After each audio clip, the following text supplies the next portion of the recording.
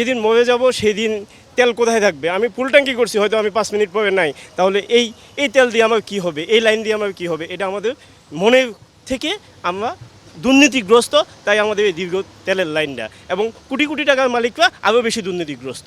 আমি নিজে দায়ী যদি আমি ঘরে নিয়ে রিজার্ভ করি, এটার জন্য আমি দায়ী। আজকে আগের তুলনায় ভালো, অন্য দুদিন এসে ফিরে গিয়েছি, লাইন অনেক পেছনে ছিল, আজকেই অনেক সহজে পেরিয়েছে, আধা ঘন্টা মাত্র। তেলটা এমন একটা জরুরি হয়ে গেছে যে ভাত মাছের থেকেও বেশি যারা গাড়ি চালায় তাদের জন্য। এই তেলের দীর্ঘ লাইন, এটা আসলে আমাদের বাংলাদেশের কোনো অভাব না, এটা আমাদের মনের অভাব, আমাদের মনের খোরাক থেকে এই তেলের সংকট মনে করতেছি আমরা। আসলে তেলের কোনো সংকট নাই, আমরা যেদিন মরে যাব সেদিন তেল কোথায় থাকবে? আমি ফুল ট্যাঙ্কি করছি, হয়তো আমি 5 মিনিট পরে নাই, তাহলে এই তেল দিয়ে আমার কী হবে, এই লাইন দিয়ে আমার কী হবে? এটা আমাদের মনের থেকে আমরা দুর্নীতিগ্রস্ত, তাই আমাদের এই দীর্ঘ তেলের লাইনটা, এবং কোটি কোটি টাকার মালিকরা আরও বেশি দুর্নীতিগ্রস্ত। রেশনিংটা উঠাই নিয়েছে, সরকার ভালো কাজ করছে, কারণ আমি এক ট্যাঙ্কি করছি, আমি আর 20 দিন আসবো না। আমার মতো আরও বাইকাররা এভাবে 20 দিন না আসলে এই লম্বা দীর্ঘ লাইন থাকবে না। হ্যাঁ, এই দীর্ঘ লাইনের জন্য আমি নিজে দায়ী যদি আমি ঘরে নিয়ে রিজার্ভ করি, এটার জন্য আমি দায়ী, অন্য কেউ না। সত্য এটাই সত্য যে আমার নিজেকে নিজে মোটিভেশন করতে পারলে অন্য কেউ আমাকে মোটিভেট করতে পারবে না। রূপচাঁদা ফর্টিফাইড সয়াবিন তেল মানেই স্বাস্থ্যকর প্রতিটি ফোঁটা।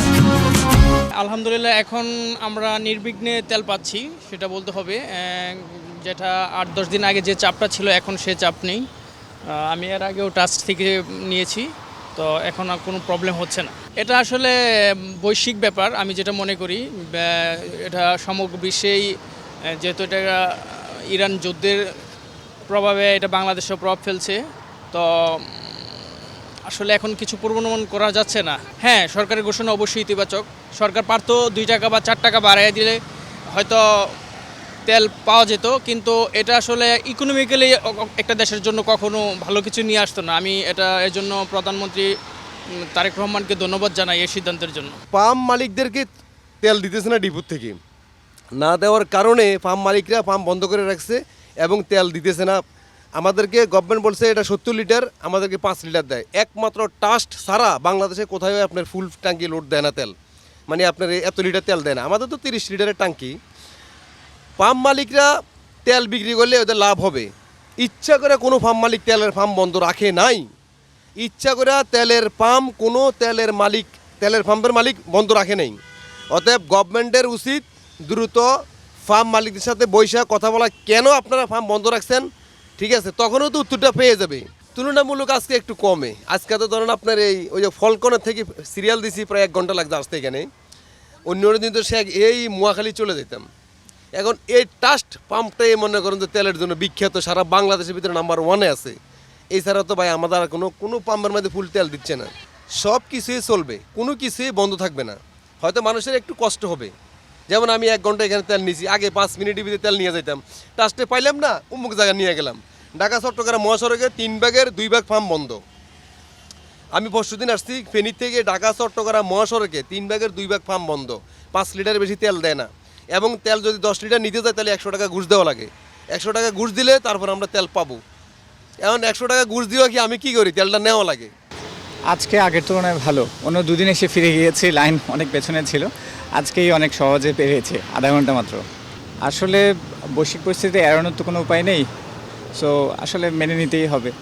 আমাদের তাও ভালো, এখন মোটামুটি ফ্লো ভালো পাচ্ছি। আশা করি বৈশ্বিক পরিস্থিতি খুব ভালো হলে আমরা এই সমস্যাটা আর হবে না, ভোগান্তি আর আমরা পোহাতে হবে না। আর এছাড়া এখন ঢাকায় মানুষ কম, অনেকে দেশে চলে যাচ্ছে, সো সেই হিসেবে আমরা মোটামুটি রিল্যাক্স মোডে থাকতে পারবো হয়তো ঢাকায় যারা আছে তারা। আমি দেখতেছি যে যেটা সরকার করছে সেটা যুক্তি সহকারে মানে করছে আর কি। কেননা বেশিরভাগই মানে বাংলাদেশের ভিতরে বেশিরভাগই এই তেল জ্বালানি খাতে যারা আছে, যারা এই গাড়ি চালায়, আপনার যারা এই যে গাড়ি চালায়, তাদের কিন্তু মনে করেন যে এই তেলের ব্যাপারটা সবারই কিন্তু লাগে। তেলটা এমন একটা জরুরি হয়ে গেছে যে ভাত মাছের থেকেও বেশি যারা গাড়ি চালায় তাদের জন্য। তো এখন আমি হিসাবে মনে করি যে আপনার যারা তেল অনেক পাম্পে এরকম হচ্ছে দিচ্ছে না, কিন্তু এই পাম্পে ঠিক আছে, তেলের সমস্যা নাই কোনো। চাপ নাই বলতে আপনার আমাদের যে কোটা ভিত্তিক তেল দিচ্ছে এই কয়দিন, তো সে অনুযায়ী মনে করেন আমরা যতটুকু তেল পাইছি সবাইকে ফুল ট্যাঙ্কি দিচ্ছি। তো এখন তো মনে করেন যে আমাদের ঈদের ছুটি পড়িয়ে গেছে, সেই ক্ষেত্রে মনে করেন যে ঈদের যে বিডটা থাকার কথা সেই বিডটা এখন চলতেছে আর কি। কারণ আজকে তো মনে করেন 27 শেষ না, ঈদের বন্ধ হওয়ার কারণে মনে করেন যে সবাই দেশে যাইব, তেল ট্যাঙ্কি ফুল করে করে নিয়ে যাচ্ছে আর কি।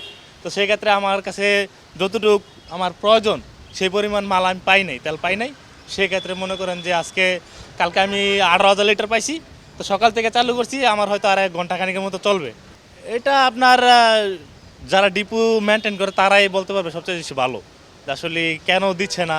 তেল সরকারের কাছে পর্যাপ্ত আছে, কিন্তু ওনারা এটা একটা কোটা ভিত্তিক দিচ্ছে, এটা হয়তো বা ওনারা কোনো কিছু যাচাই বাছাই করার জন্য আর কি দিচ্ছে আর কি, যে আসলে তেলগুলো অন্য কোনো দিকে যাচ্ছে কিনা বা এটা কি সব পাম্পে রেগুলার পাচ্ছে কিনা, এটা একটা পরিমাপ করার জন্য হয়তো বা দিচ্ছে ওনারা এরকম করে।